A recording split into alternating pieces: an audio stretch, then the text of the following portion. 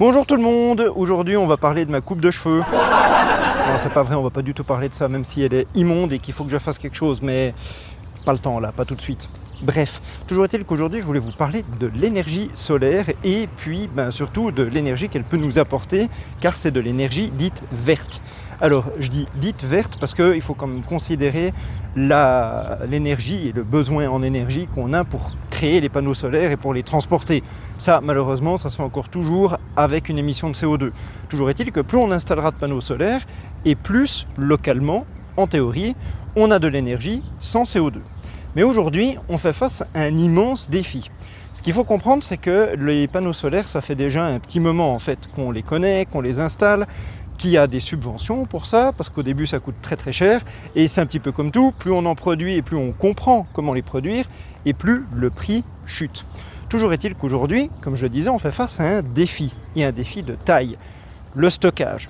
En effet, il y a encore pas si longtemps, 3-4 ans en arrière, en tout cas dans un pays comme la Suisse, la production d'énergie par panneau solaire était telle qu'on pouvait se permettre de la redistribuer dans les autres foyers ou dans le réseau électrique.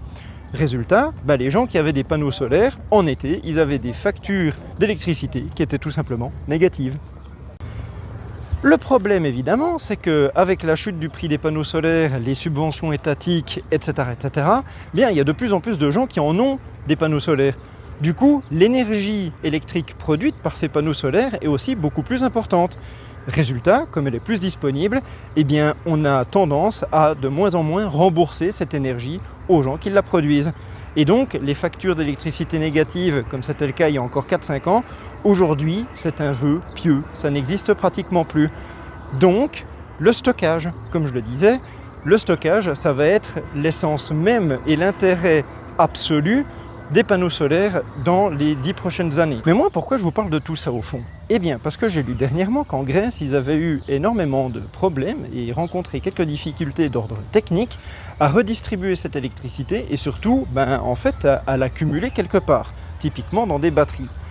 Et c'est dommage parce que la Grèce, c'est un des pays les plus ensoleillés d'Europe et ce serait vraiment bête d'avoir les capacités de production pour couvrir tout le pays sans avoir la possibilité de distribuer cette électricité.